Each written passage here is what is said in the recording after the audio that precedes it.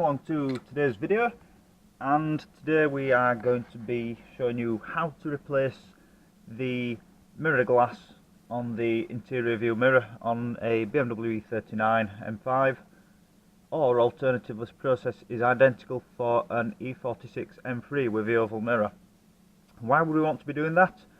Well, mine leaked and unfortunately it's damaged the gear lever gaiter where it's dripped onto the lever of it. Now I've removed my mirror already, and the removal process is very simple. You unclip the mirror shell, trim, remove it, then twist the mirror quarter of a turn and unplug it, and then it will come away from the windscreen.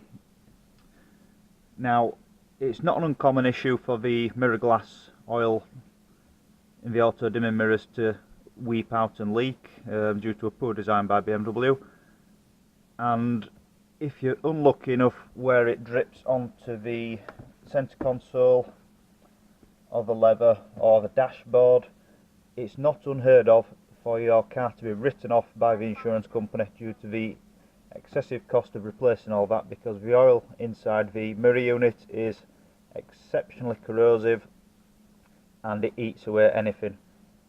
It's going to cost me 138 quid from BMW for a new gear knob with gear surround, because the lever gaiter is built into the gear knob on the M5 and it's all one complete unit. I might look at other options, but it was something that was on my list to do, because the lighting illumination below the gear knob, whilst it still works, is quite bubbled, is the selector, so it's not the best light output on it anymore. So it was on my list of things to do, and it's just off me to do it a bit quicker.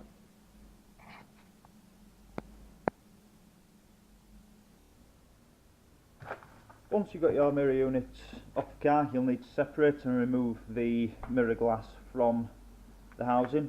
Now, where my thumb is, just in front of the clown's nose, that is where the damage is that were caused. I've got away with this exceptionally lucky, as that bit of damage won't be visible, and I'll probably be able to trim that up with a Stanley blade or rub it back to make it almost invisible. Inside the mirror housing, the front nose, you can see where the oil has leaked, where the plastic has become slightly mottled and softer. And if we look at the mirror itself, you can see where the oil has started to leak out the bottom of it in two places, and from the top where the oil has started to disappear as well. So you don't want to get any of this oil on your hands. It is exceptionally corrosive, and if you do, wash your hands immediately. Always wear gloves if your mirror unit is damaged to the point of leaking still. So what do we need now? We need to buy some new mirror glass.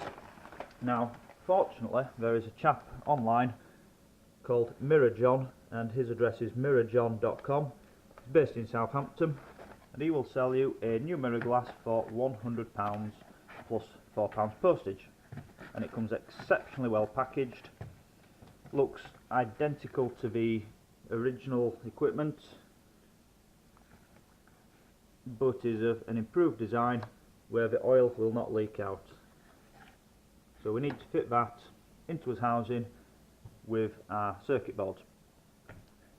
If you've also got oil filled wing mirrors, now that was an option that somebody ticked on my car when it was new, and they've started to deteriorate as well. So as a preventative measure, I have bought some new mirrors as well. Now these ones aren't oil filled, however they are blue tinted, heated, and also have the blind spot angle on them as well. So left and right ones, and they come in around about £40 for the pair. And again, he does these for the E39 M5, E46 M3, and also he has a stock of OEM oil-filled mirrors for the E46 M3 if you wish to keep the original oil-filled feature. And the mirror glass that is provided is of exceptional high quality, complete with the surround on the back ready to install on the vehicle, the heater prongs, so it will go in and look absolutely identical to OEM glass, which is what I'm looking for.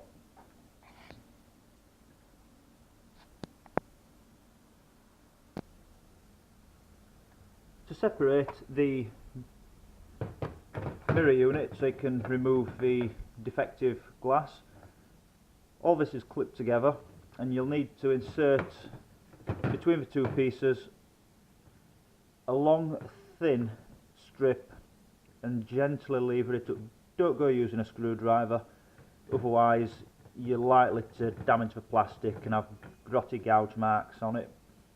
If you use something like a hacksaw blade and use the long length of it on the top here, then you can get it in and you can get loads of leverage on it and twist it slightly, then it'll start to pop up, and then you'll be able to pull it apart very gently and it'll all unclip. Once you've done that, the mirror glass simply unplugs, as you can see here, and then once we've done that, we need to separate the PCB from the mirror unit, and that's very simple to do using a palette knife or a fishing line. If you've got a fishing line, it makes it so much easier. Gently lever up the plastic with the palette knife or a Stanley blade, then use a fishing line to go backwards and forwards whilst pulling it towards you. Then that'll release the adhesive from the plastic and you can remove that from the mirror back. You also need to unsolder the wires from the mirror to the PCB as well. So once I've done that, you'll rejoin us when it's all in pieces.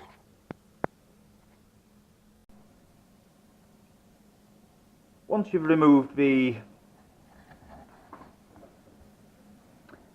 circuit board from your old mirror, this is the old one, and unsoldered it, you can discard that.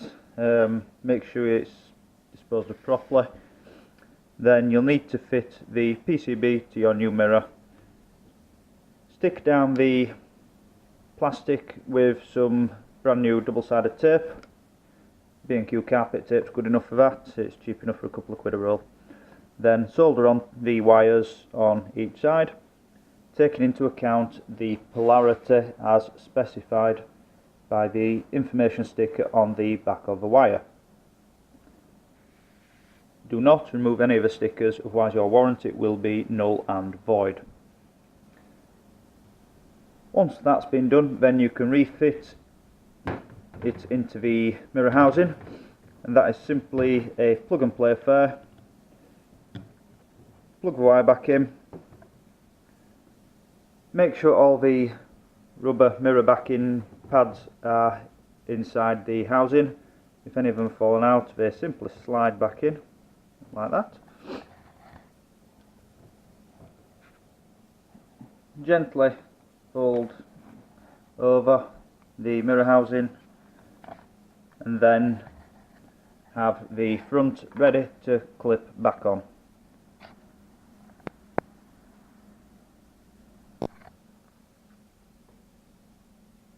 So there we have it, the mirror all installed, and it looks as factory. Refitting into the vehicle is the reversal of removal. Quite simply, put it in your car, line this up on your windscreen, third of a turn, locks it in place, plug the wire back in, refit your mirror surround shrouds back to your windscreen, and then everything should work absolutely perfectly.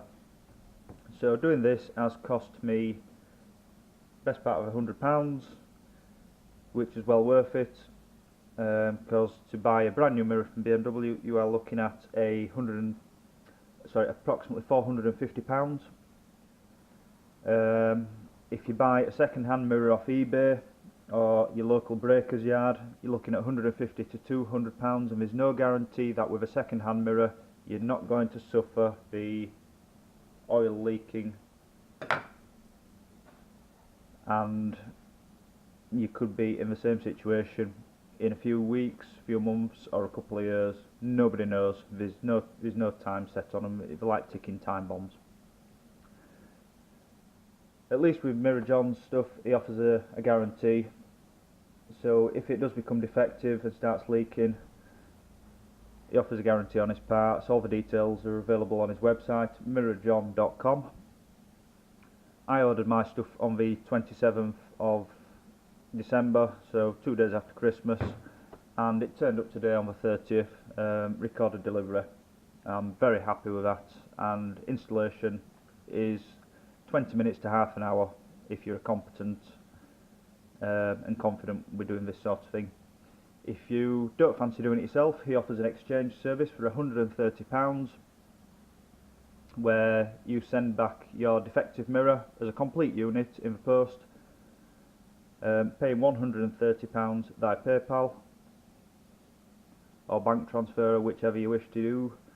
Then a few days later you get a refurbished mirror unit back to you. You can't say fairer than that, so if you don't want the hassle of doing it yourself and you're willing to pay an extra 30 quid, it's well worth it. I like to do things myself. I'm quite competent and capable of doing it, so I've got no issues with doing that. So thank you for watching. Hope the video's been helpful to you, and if you've got any issues where you think your mirror might be starting to leak, or it's starting to discolour, or the auto dimming is stopping working, get it looked at straight away. Otherwise you could be spending some serious money on your dashboard getting all that replaced. Like I said earlier on in the video, I was quite lucky and managed to spot it just as it started dripping. If I hadn't been in garage for a few days, it could have caused untold damage.